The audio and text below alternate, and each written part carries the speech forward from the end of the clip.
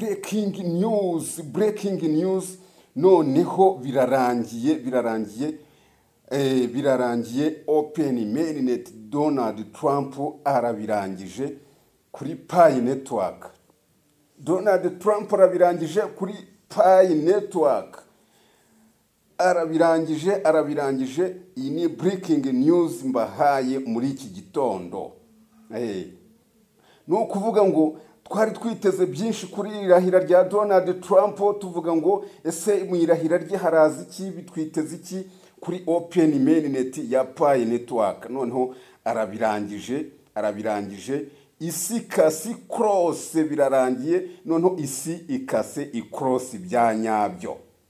Donald Trump arabirangije ikoreshwa rya crypto cyangwa se ikoreshwa rya digital currency rigeze ku musozo. Tayari abapayiniya mwese mwishime, mumanika amaboko hejuru, mwishime, muserebure imirimo yanyu yahawe umugisha. Donald Trump rero ashyizeho umukono ku ikoreshwa rya crypto cyangwa se rya digital currency. Birarangiye nta gisigaye. Twari dutegereje ukwezi kwa gatatu kugira ngo tubashe gusarura ibyo twakoze, ariko noneho bigeze ku musozo. Ibi byari byitezweho byinshi, ubwo twavugaga ngo dutegereje irahira rya Donald Trump kugira ngo noneho dutangire dukoreshe amafaranga yacu, kuko ni rira faranga rya Pi network, ni fondation yaryo iri muri Amerika. Murabizi ko ejo bundi twari dufite ubwoba ngo wenda gushya kwa hariya muri California wenda bizagira ingaruka kuri Pi network, ariko ntago ariko byagenze, kuko Pi network irarinzwe cyane. Byagaragaye ko ifite ubudahangarwa bukomeye. Hanyuma rero turavuga ngo birarangiye, ariko biza kurangira duhawe ihumure, duhawe icyizere cy'uko aho Pi network iherereye nta muriro wahageze, ko ari na kure cyane rwose bitanashoboka, kandi iriya ni systeme yubakitse neza cyane, nta nubwo niyo hariya wahagera, nta nubwo bishobora gushya byose ngo bizimangane, hanyuma ku buryo abapayiniya mwese mushobora kugwa mu bihombo nk'uko mwabitekerezaga, ntabwo bishoboka. Hanyuma rero kuri uyu munsi yewe ubwo ndamutse ndeba ni ibiki byaraye, ni ibiki byaramutse bivugwa ku mbuga nkoranyambaga, mpise nkubitana ko n'inkuru ivuga ngo Donald Trump ashyize umukono ku ikoreshwa rya crypto. Ni mu kiganiro nabonye yagiye agirana n'abanyamakuru, cyangwa se yabisinyiye imbere y'abanyamakuru, ariko noneho ni ikiganiro abanyamakuru barimo badibetingaho, bibaza impamvu, babaza inzobere, abasobanukiwe n'ibi bintu by'faranga ry'ikoranabuhanga, babaza ni iki noneho Donald Trump ko asinye, noneho ubu ni iki twiteze, ni iki bigiye kugenda gute. Hanyuma nta kindi nuko isi ikasi cross noneho byihuse kandi birangiye nta gusubira inyuma. Donald Trump rero akaba yashyizeho umukono ku ikoreshwa ry'amakributo. Ubwo amakributo turavugamo Pi network, turavugamo andi makributo yose atandukanye, cyangwa se amacoin yose.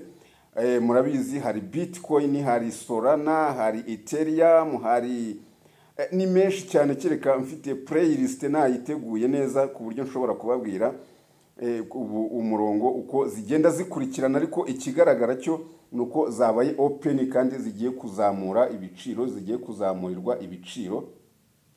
Nuko bimeze rero, nuko bimeze ku isi, nuko ubukungu noneho buhise buhindura isura. Murabizi ko twari twiteze byinshi kuri uriya mugabo ndetse na bagenzi be n'abafatanyabikorwa be, harimo abo ba Elon Musk n'abandi. Ubwo twavugaga ko rwose Donald Trump namara kurahira open mainnet iba iri hafi cyane, igomba guhita iba, na cyane yuko update zose tugenda duhabwa ibyagaragaraga yuko hari ibintu byinshi dutegereje. za miliyoni z'ama KYC, za miliyoni z'ama migration already uyu munsi rwose ndatekereza ko hasigaye urugendo ruto cyane rudashobora kugutera inzara, rudashobora kugutera umunaniro.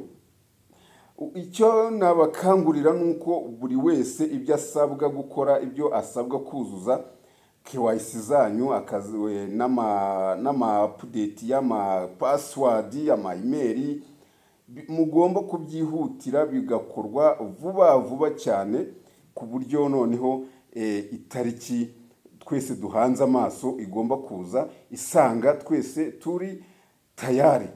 Nuko bimeze. Nukuvuga ngo rero hari iminsi yari yatanzwe y'abantu badapasinga KYC, y'abantu bagomba gukosora ibyo bagomba gukosora bidakosoye mu account yabo.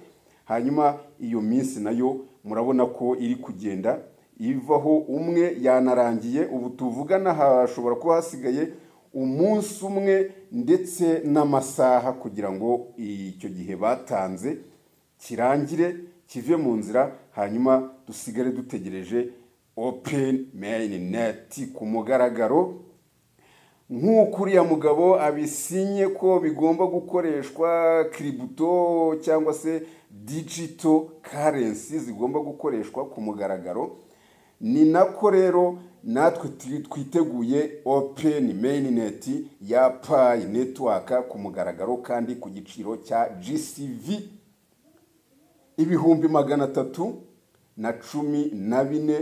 314,159 by'idolari ry'Amerika. Nuko bimeze, nta gisibya, nta nkomyi, neza aya ni amakuru atariho ivumbi.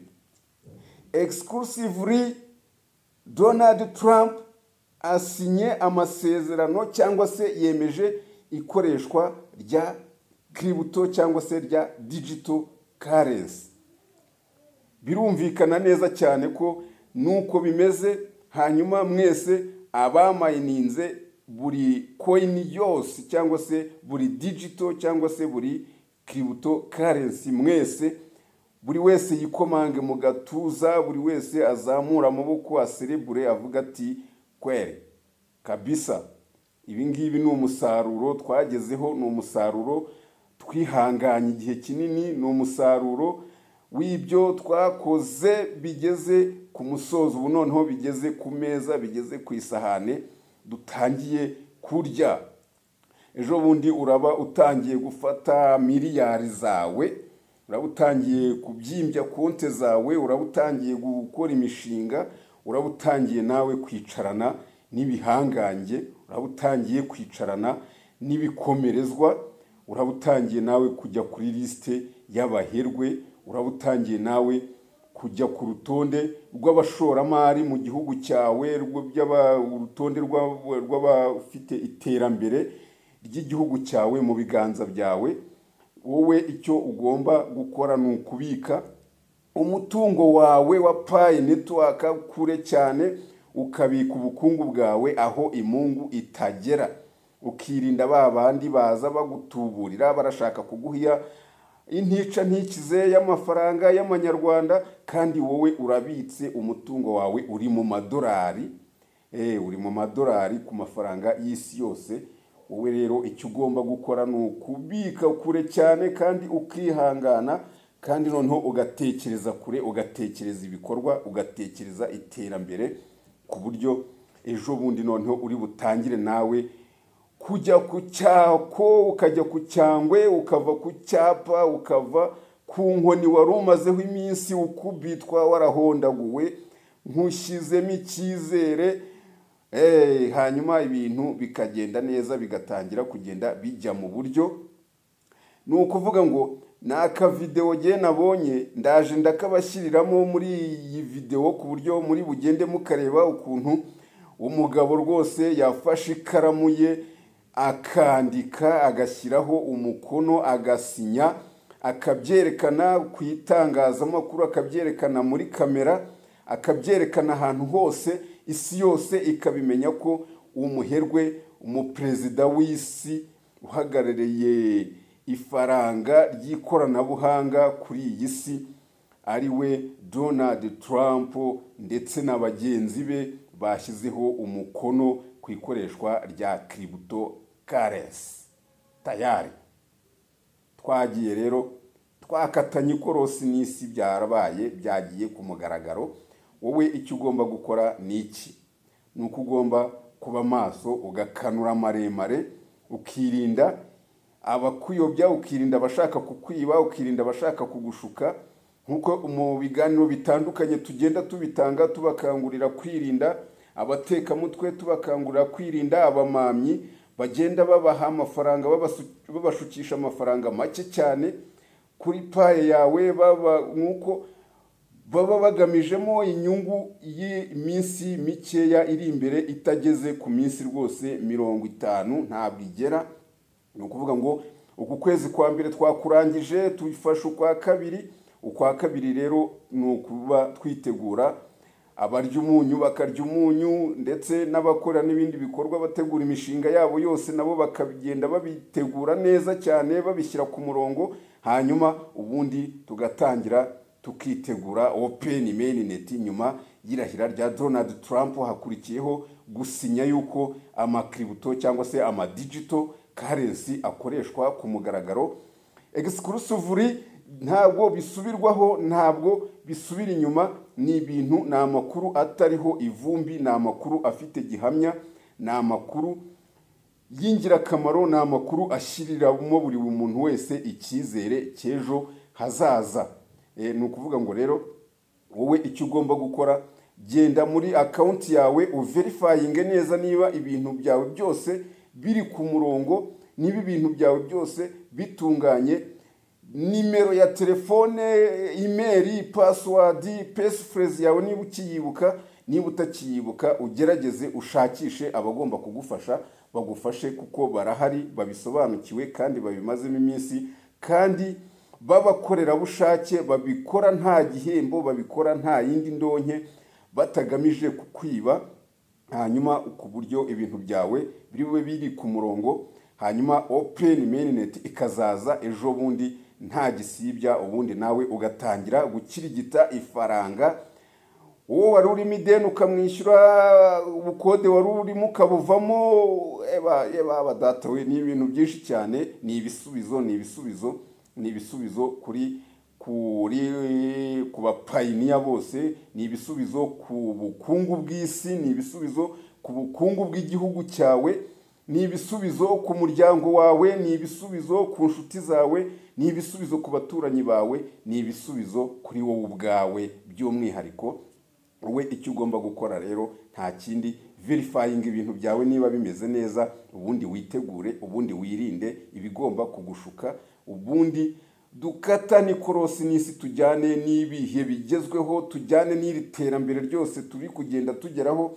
Hanyuma kandi ukomeze umininge, ukomeze ube tayari, ucunge konte yawe umunsi ku munsi, umunsi ku wundi, buri kanya, buri saha, buri segonda. Hanyuma kandi aho ugenda uhura n'imbogamizi, ugende wifashisha ababisobanukiwe neza bagufashe, kuko barahari. Hanyuma twebweho rero icyo dukora buri munsi ni ukubashakira amakuru, tukabashakira ubusesenguzi, tukagenda tubamenyera ngo ni iki kigezweho, ni iki kiri kuvugwa, ni iki kiri gutegura, ni iki kijya mbere. Wowe icyo ugomba gukora rero, kanda kuri subscribe kandi ukande kukazogera, hanyuma kugira ngo ibiganiro bya Rukumbi TV bizajye bikugeraho ku gihe, ntucikwe na kimwe.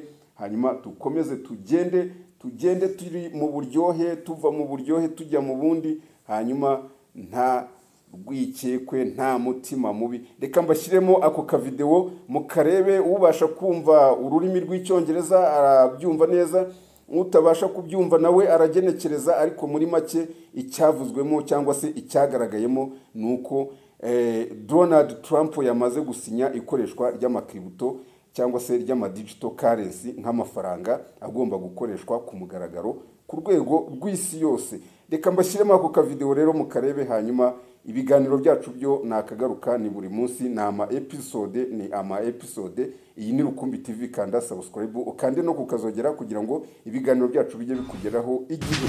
And this, David, is?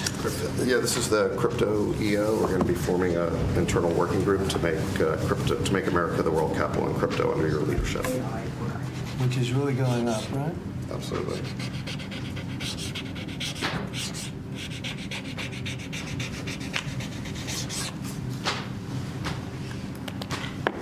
David, that's for you. Thanks.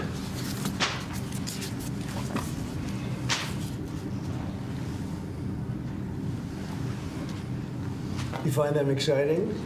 They might not be exciting, but we're going to make a lot of money for the country. Thank you, sir. And so is David. You have to check him out.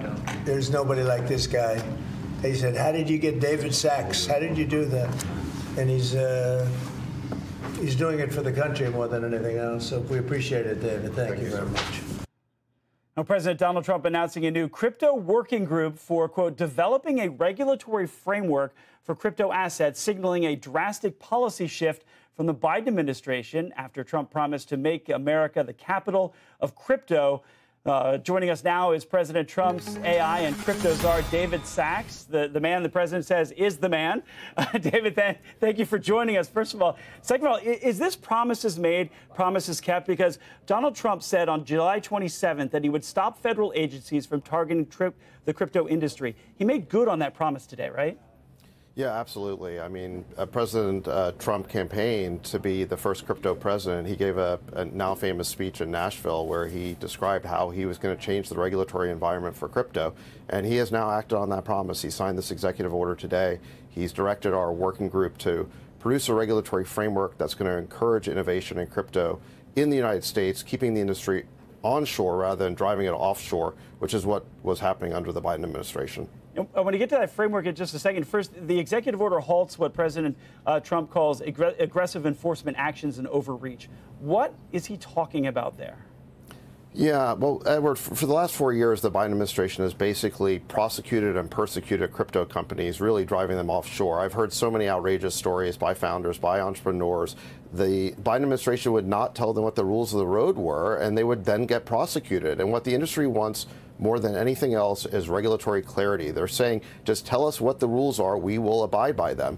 And the Biden administration would never do that. And because of that, all the innovation was basically moving offshore, and America was about to lose this technology of the future. And we want that innovation happening here in the United States, and I think it now will happen in the United States because President Trump has declared that the U.S. must be the crypto capital of the world. So it creates this working group that you will chair. What will you be looking for, and what type of guidelines are you looking to put out? Yeah, so a few areas. So number one, market structure. We need to define what is a security, what's a commodity, what's a digital asset or collectible. So there's a few different categories here. So defining the market structure is important. Second area is stable coins. I think stable coins are a really interesting area. It gives us the opportunity to extend the dollar's dominance internationally. We can basically create a digital dollar that people all over the world will use. And then the third area that we're going to look at is we're evaluating this national stockpile for digital assets. We haven't created it yet, but we're going to study that issue. So looking at the stockpile, haven't made the decision to go forward? Is that what you're saying? That's correct. Yeah, we're going to evaluate that. We have not decided to do it yet. But we need to study that. Is crypto an asset or a currency then? Well, when you're talking about digital assets, it can be multiple things. I mean, you've got digital assets that are securities, you've got digital assets that are commodities, you've got digital assets that are collectibles like NFTs or meme coins. So, you're talking about a whole vast area of innovation. And so digital assets can be a number of different things. And that's why you need a clear regulatory framework that says, which areas are which. What are the definitions? And that's what founders need. Founders just need clarity around those definitions. They need to know what the rules of the road are so that they can abide by those rules and be confident that if they succeed in the United States, they're not going to get arbitrarily prosecuted. So how far is the U.S. behind, do you believe, the rest of the world, and how fast will this help catch up? We're going to catch up really fast. I mean, the innovation was starting to move offshore. There are places like Singapore, even places in Europe that were ahead of us. But now I think it's going to change very fast.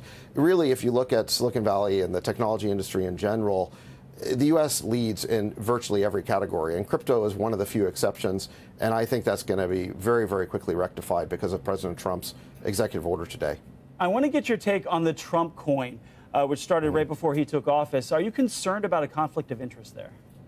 I don't think so. I think the Trump coin is a collectible. Like I mentioned, there's different categories of digital assets. That's a collectible. It's like a baseball card or a stamp. People buy it because they want to commemorate something.